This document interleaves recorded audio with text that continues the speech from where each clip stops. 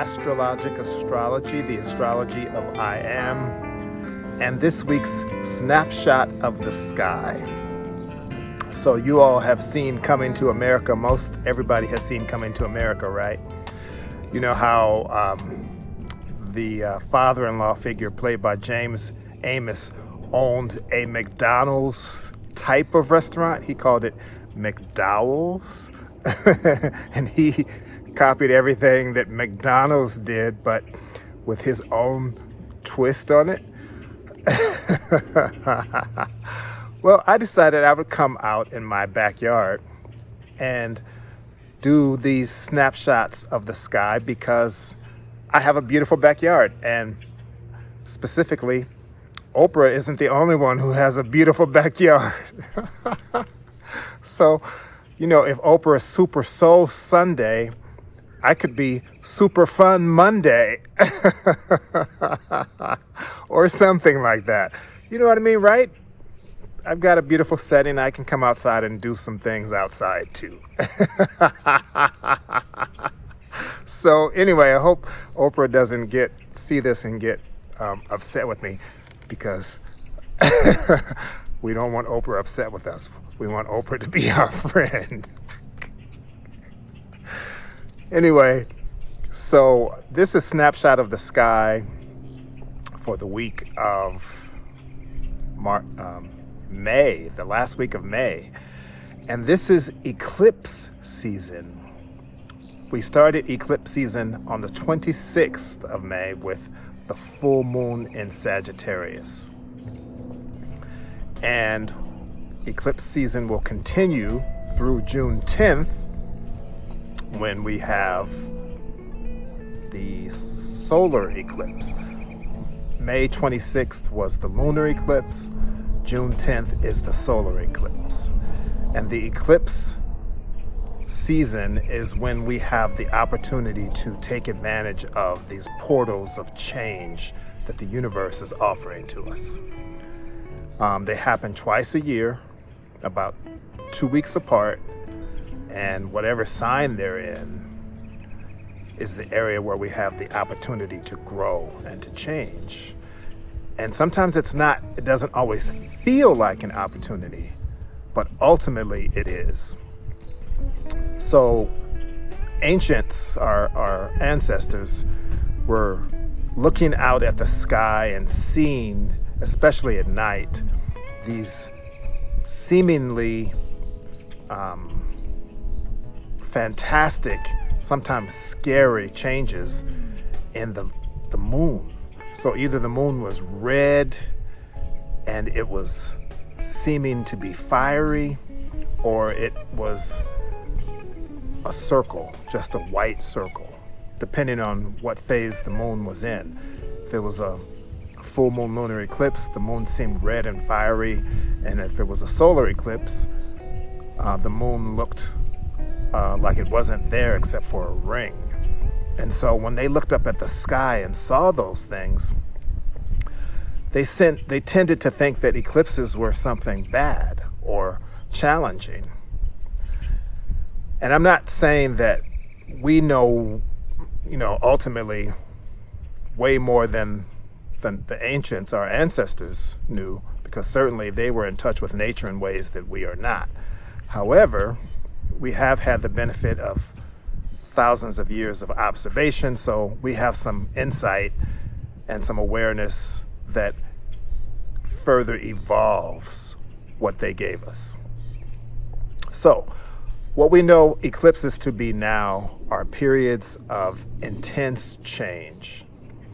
And the change depends how strongly the change is felt, depends on where it affects you in your particular chart, in your personal chart. But for all of us, in the signs that the eclipse energy is occupying, is how we see it and feel it as a collective.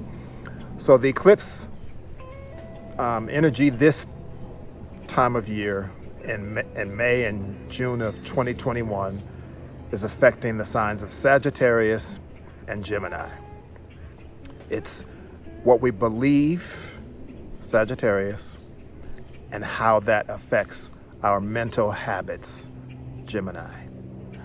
So all of us, no matter what, are having the opportunity to question and look at what we believe during this season and how it affects our thoughts and the way we process information. That's the overall theme for everyone. As I said, where it falls in your chart is where you feel it most in your personal life.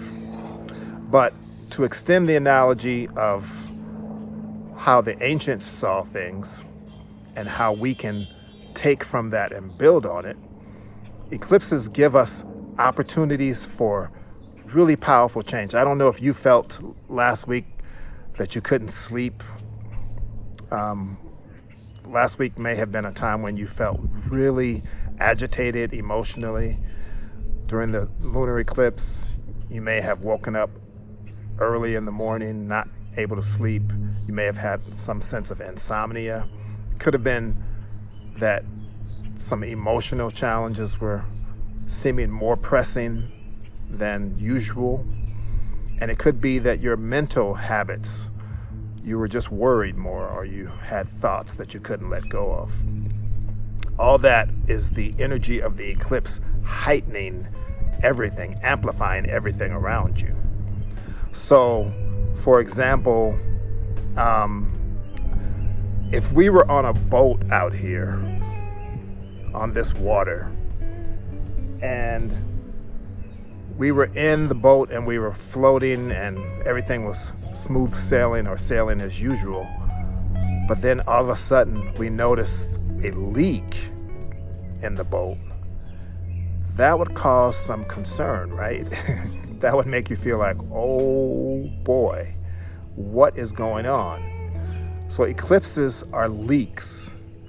They're energies where the universe is taking what your normal structure is and causing you to pay attention, because it's taking away energy that you used to operate with unconsciously and without thinking about it, and it's making you look at your circumstances in a different way with a certain amount of urgency. That's one way of looking at it. You have to now pay attention. You have to decide what you're going to do. You have to decide if you can swim. It may be that you're a great swimmer and a leak in your boat means that you get a chance to swim. You have the opportunity to dive in and actually do something you haven't done since you were a kid.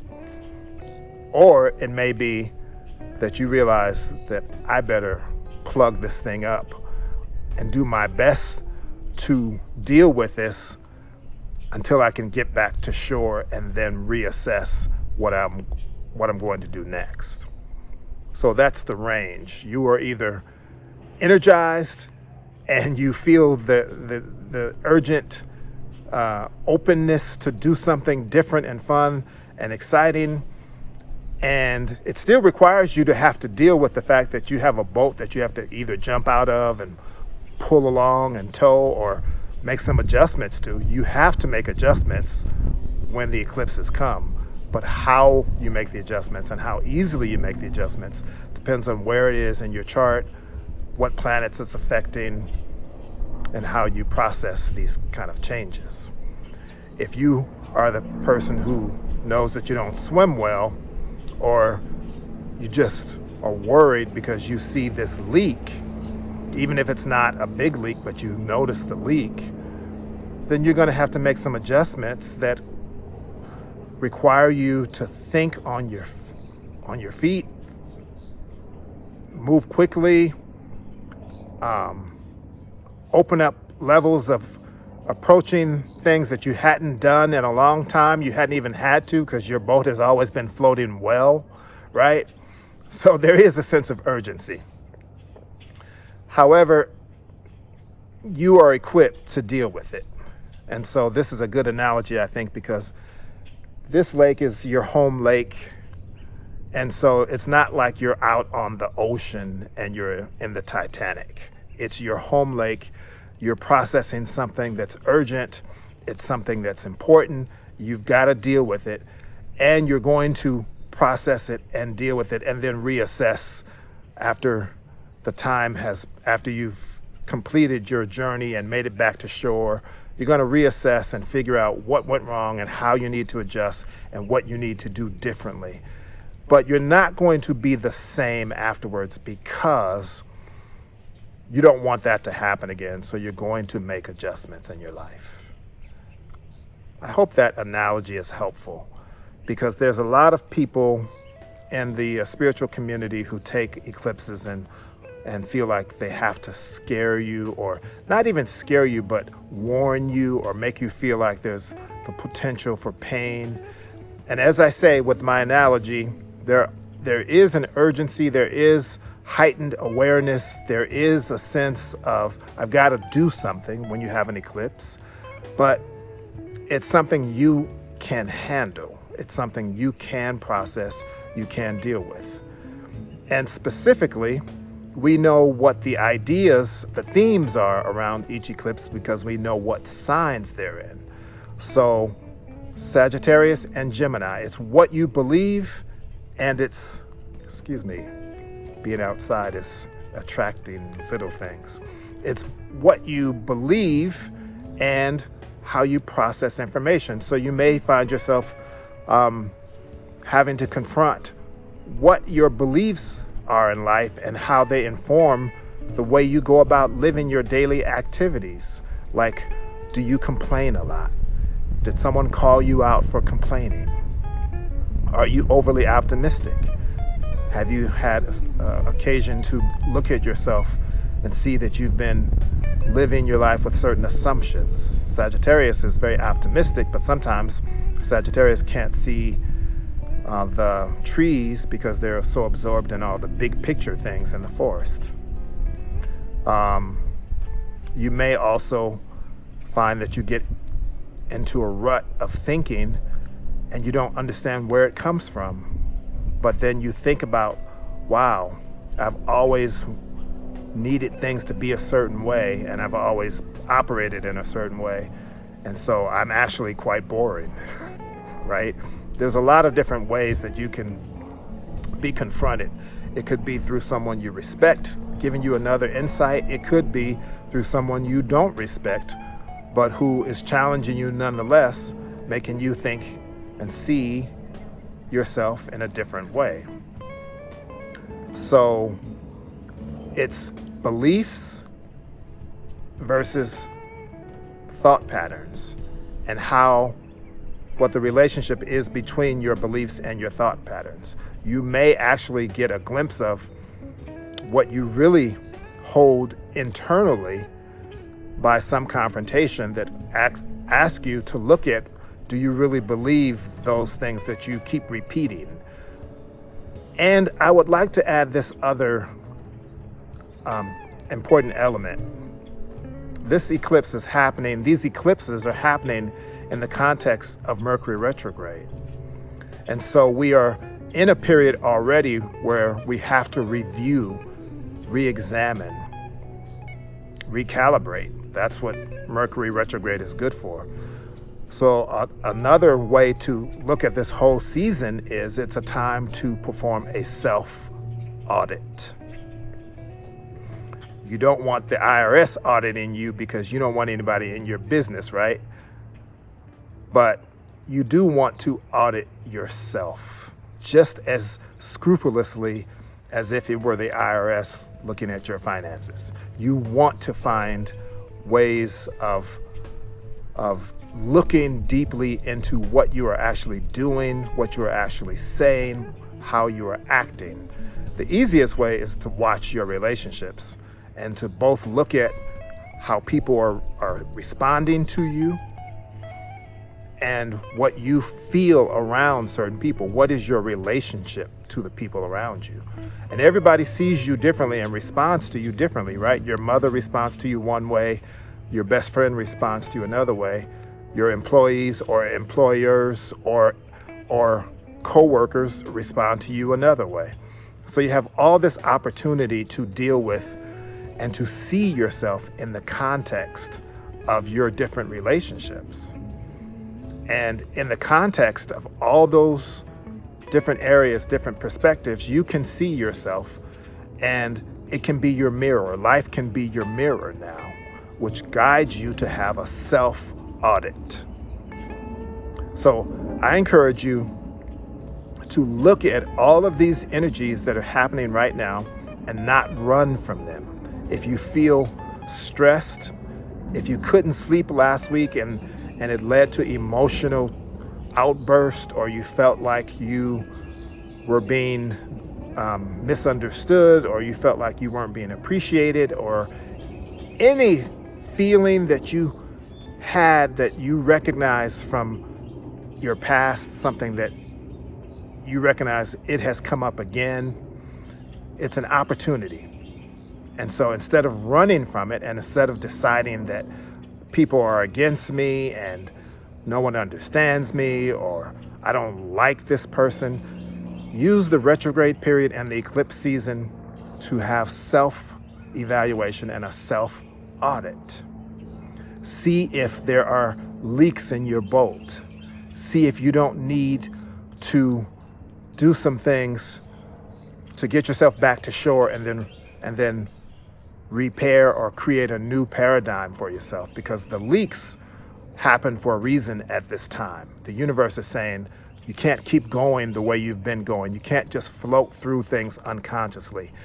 The creator, the universe, God, whatever you call it, is saying, I'm putting this leak here on purpose so that you can look more purposefully at what you're doing, so that you can understand that from time to time we have to reevaluate, so that you can look at the relationships, and so that you can get to a place where you create a better boat for yourself, a more efficient, a more a boat that is going to carry you further and give you a greater sense of purpose and meaning in your life. So eclipses can be good for you if you use them to examine where you are in your life and to let go of the things that need to be released, so that you can correct the areas that you've been misguided and put yourself on a better course. So eclipse season is a good season ultimately. And yes, there will be changes, and yes, there will be adjustments, but you are equipped to handle them. So please allow yourself some space during these next 3 weeks to give yourself an audit. So that means be quiet. Learn to appreciate silence. Don't react to everything. You don't have to react to everything everyone says, even if they call you a so-and-so MF. Hopefully nobody calls you that, but even if they did, you don't have to react. You can say, okay, all right. And then you recognize it as something worth examining and finding out what you need to look at. So this eclipse season, again, is a good thing overall, even if it shakes things up. I hope this makes the hype less troublesome. As you know, I'm always trying to break it down and keep it simple so that we don't fall for the hype, and so that we have something to turn to internally. And if you need help, please contact us at Astrologic Astrology. That's our website, www.astrologicastrology.com. And you can comment on these videos. Hopefully you like them, and hopefully you'll subscribe. And we're also on Instagram. So be courageous, be quiet, listen, self-examine, and be connected to the greater part of you, your spirit, which is always taking you, guiding you in the right direction. As always, we wish you love and peace, and we thank you for being here, and we say goodbye with the word namaste, which simply means the spirit in me recognizes and honors the spirit in you. Namaste.